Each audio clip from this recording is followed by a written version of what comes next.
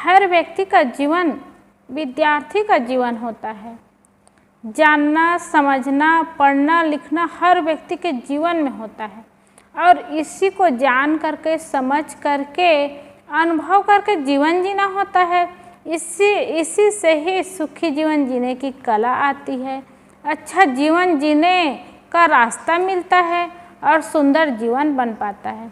निश्चित है पढ़ाई भी जीवन में ज़रूरी है और पढ़ाई के साथ साथ ये जीवन जीने की कला सीखना भी ज़रूरी है। इसीलिए हर व्यक्ति को चाहिए कि पुस्तकीय ज्ञान भी जीवन में लाए और अध्यात्म ज्ञान भी जीवन में लाए। इसकी भी ज़रूरत है क्योंकि हर व्यक्ति सुंदर जीवन जीना चाहते हैं, सुखी जीवन जीना चाहते हैं और हर व्यक्ति सिर्फ पढ़े लिखे हो यही बात नहीं। आज के पढ़ाई जीवन में तो इतनी पढ़ाई होती है, बहुत ज़्यादा। 500 साल पहले तो पढ़ाई में बहुत कंट्रोल था और पढ़ाई में इतना आगे नहीं थे व्यक्ति।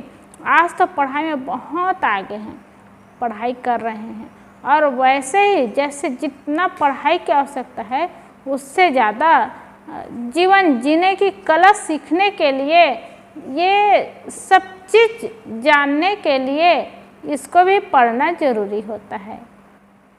एक बार एक महिला अपने बच्चे को तैयार की और उनके बच्चे तैयार हो करके और पुस्तक कापी पकड़ करके, थैला पकड़ करके स्कूल जाने की तैयारी किए और तैयारी किए तो उसको ले जाने के लिए गाड़ी आई तो वो तैयार हो गए और गाड़ी में जाने वाली बात थी। तो वो बच्चे जाने की तैयारी कर रहे थे, इतने में उनकी माँ भी तैयारी कर रही थी और बच्चे पेन, कॉपी, पुस्तक एक थैला में पकड़े और तैयार हुए। तो उनकी माँ भी डायरी पकड़ी और पेन पकड़ी। तो बच्चा पूछता है कि माँ आप कहाँ जा रही हो? तो माँ बताती है बेटा आप स्कूल जा रहे हो, वैसे मैं भी स्कूल जा रही हूँ। तो बच्चा कहता है माँ आप आज स्कूल जा रही हो? तो कहा हाँ मुझे हर समय स्कूल की आवश्यकता है, मैं अभी स्कूल जाऊँगी। और बच्चे माँ को प्रणाम करके स्कूल जाने की तैयारी किए तो माँ भी उनके गालों को सहला करके, प्यार दे करके भेजे और गाड़ी में बैठ करके बच्चे स्कूल गए। अब माँ भी तैयार हो गई थी, माँ भी घर से निकली और ऑटो में बैठ करके वो भी गई। तो उनके पति बैठे थे कमरा में, वो सुन रहे थे अपनी पत्नी की बातें और बच्चे की बातें। तो उनको लग रहा था कि मेरी पत्नी आज पढ़ाई करने जा रही है, ये तो एमए की है, इतनी पढ़ाई की है और कौन सी पढ़ाई करने जा रही है, कहाँ पढ़ाई करने जा रही है और क्यों जा रही है, वो उनको लग रहा था। और उनकी पत्नी ऑटो में बैठ करके जब गई तो पीछे पीछे वो भी देखने गए कि आखिर कहाँ जा रहे हैं और स्कूल कौन सी स्कूल जा रहे हैं, क्यों जा रही है। और अगर पढ़ाने जा रही होगी तो कुछ बात होती, कुछ चर्चा होती और कुछ चर्चा ही नहीं, कुछ बातें नहीं। ये पढ़ाने जा रही कि पढ़ने जा रही है। उनके मन में हुआ कि इनको जानना चाहिए तो वो भी पीछे पीछे गए और वो बच्चे तो स्कूल चले गए, उनकी माँ भी गई। और उनकी माँ कहाँ गई? जहाँ सत्संग हो रहा था वहाँ गई और पेन और डायरी ले करके वहाँ गई और सत्संग घंटा भर तक वो सत्संग सुनी और सत्संग सुन करके जो अच्छी बात थी उसको डायरी में लिखती गई, उतारती गई ताकि भूल न जाऊं और ये स्मरण बना रहे, याद रहे करके लिखती रही और डायरी में लिखती रही। डायरी का भी उपयोग हुआ, पेन का भी उपयोग हुआ और घंटा भर तक प्रवचन सुनती रही।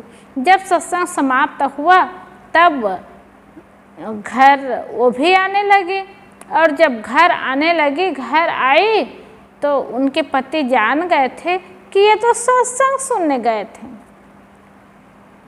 तो जब घर वो पहुँची तब उनके पति ने पूछा कि आप कहाँ गई थी? कहा मैं स्कूल गई थी। कहा आप सत्संग सुनने गई थी और स्कूल बताती हो, और स्कूल ऐसा क्यों कहती हो?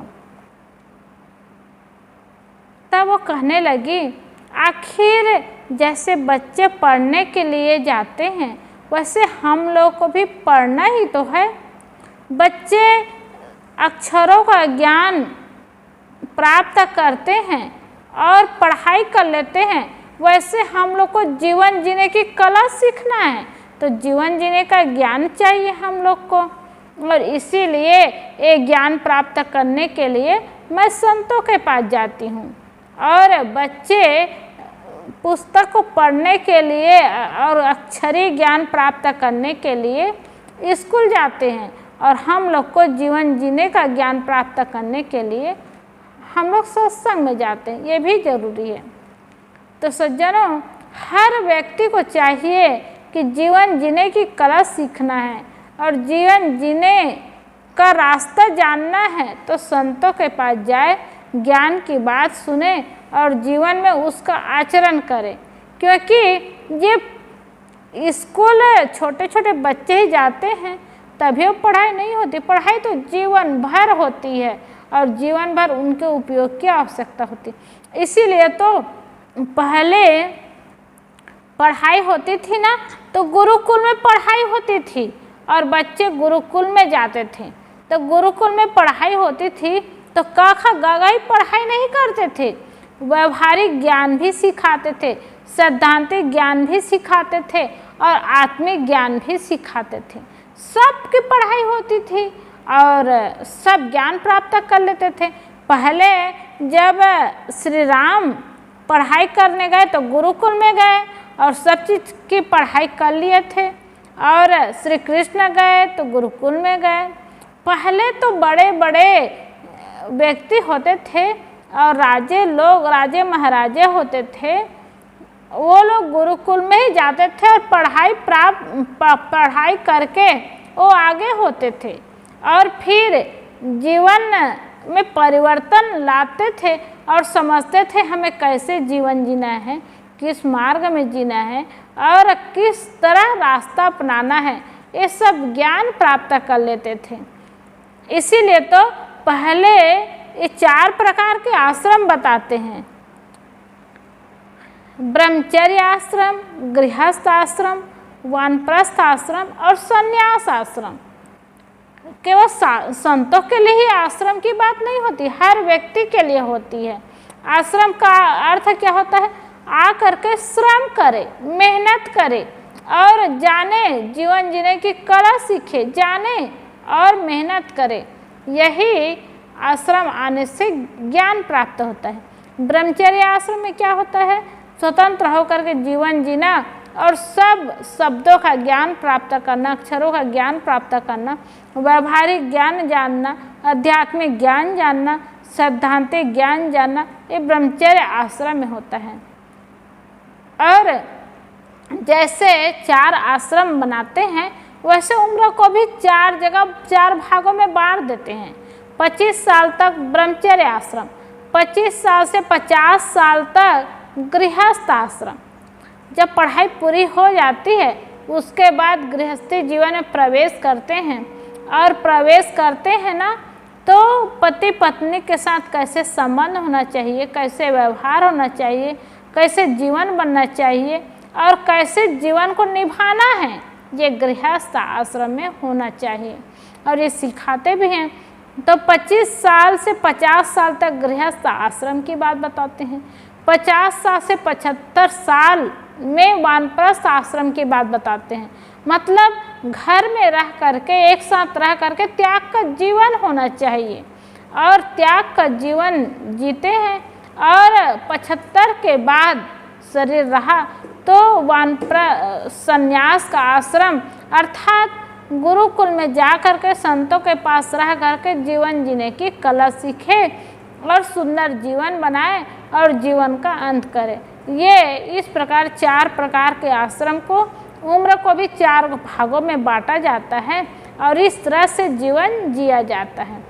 और तो ये सब जीवन जीने की कला गुरु और संतों के पास जाने से, सज्जनों के पास जाने से, ज्ञान की बात सुनने से, सीखने से, पढ़ने से सब कुछ का अनुभव होता है और सब कुछ जाना जाता है।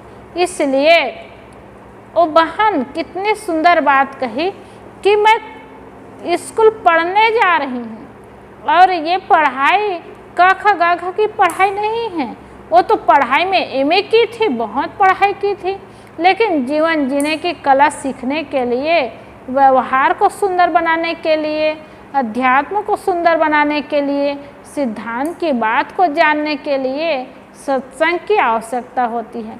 क्योंकि हर घर में देखते हैं पति पत्नी है, भाई भाई है, देवरानी जेठानी है, सास बहू है, बहुत लोग रहते हैं और सबके साथ सुंदर व्यवहार हो, सुंदर प्रेम बने, सुंदर जीवन हो, तो ये बहुत सुंदर जीवन बनता है।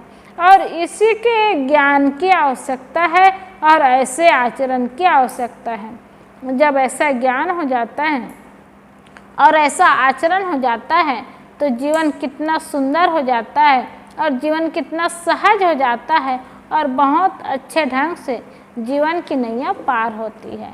तो ये सब ज्ञान जानने की आवश्यकता है और ऐसे ज्ञान जीने की आवश्यकता है। तो हम सबको चाहिए कि ऐसे आचरण बनाएं, ऐसा ज्ञान प्राप्त करें, ऐसा जीवन जिए जिससे कहीं तकलीफ ना हो, कहीं दुख ना हो, कहीं पीड़ा ना हो। क्योंकि व्यवहारिक जीवन में सुंदर प्रेम हो, सुंदर बातें हो, सुंदर व्यवहार हो तो जीवन सुंदर रहता है, इसकी आवश्यकता है ही। और ये सब व्यवहारिक जीवन में जरूरी है, किंतु शरीर छूटने के समय जब आध्यात्मिक ज्ञान होता है ना और आत्मा का ज्ञान प्राप्त होता है कि इस संसार से तो सबको जाना है और इस संसार से मुझे जाना है तो कुछ लेके नहीं जाना है, खाली हाथ जाना है, कुछ लेके जाने वाले नहीं हैं कोई, और खाली हाथ ही जाना है। तो रहते रहते हम अच्छा कर्म बनाएं, अच्छा संस्कार बनाएं, अच्छा जीवन जिए। इसलिए मनुष्य जीवन कर्म भूमि का जीवन है। तो अच्छा कर्म बनाते जाए और अच्छा कर्म बनाने के लिए संत गुरु के निकट जाकर के सत्संग करे, भजन करे, भक्ति करे और अध्यात्म का काम करे और कल्याण का काम करे, सुख शांति प्राप्त करने के लिए उस मार्ग को अपनाएं और ऐसा जीवन जिए तो इस जीवन की सफलता है। इसलिए व्यवहारिक ज्ञान और आध्यात्मिक ज्ञान बहुत ही ज़्यादा आवश्यकता है और शरीर रहते दोनों ज्ञान प्राप्त होता है तो जीवन सुंदर बनता है और सुखद बनता है। तो हम लोग को भी चाहिए कि जीवन को सुंदर बनाना है, सुखद बनाना है। तो पढ़ाई तो हो ही जाती है। अब पहले का खगा पढ़ाई होती थी, अब पढ़ाई की वृद्धि हो रही है। तो ABCD की पढ़ाई होती है, इंग्लिश की पढ़ाई होती है। जैसे पढ़ाई होती है वैसे जीवन भी होता जाता है। इसलिए पहले क से पढ़ाई की शुरुआत होती थी तो कमल की तरह जीवन बनता था और ज्ञ से पढ़ाई का अंत होता था और इसलिए ज्ञानी बनकर के जीवन का अंत करते थे। आज इंग्लिश का ज़माना आ गया है तो ABCD से पढ़ाई की शुरुआत होती है। तो A फॉर एप्पल, एप्पल ने सेब से पढ़ाई की शुरुआत होती है और आखिरी में J फॉर जेब्रा, जेब्रा ने जानवर होकर के पढ़ाई का अंत होता है।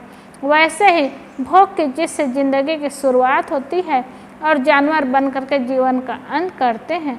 इसलिए केवल पुस्तकीय ज्ञान से ही जीवन का कल्याण नहीं होता, पुस्तकीय ज्ञान तो चाहिए ही और उसके साथ साथ आत्मिक ज्ञान भी चाहिए, आध्यात्मिक ज्ञान भी चाहिए, आचरण भी चाहिए और रहने भी चाहिए। तो जीवन सुंदर बनता है, जीवन सुखमय बनता है और मन शांत होता है, सफलता की ओर हम आगे बढ़ते जाते हैं और इसी तरह जीवन बीतता है तो सुंदर, सफल और शांतमय जीवन होता है। बोलिए सद्गुरुदेव की जय।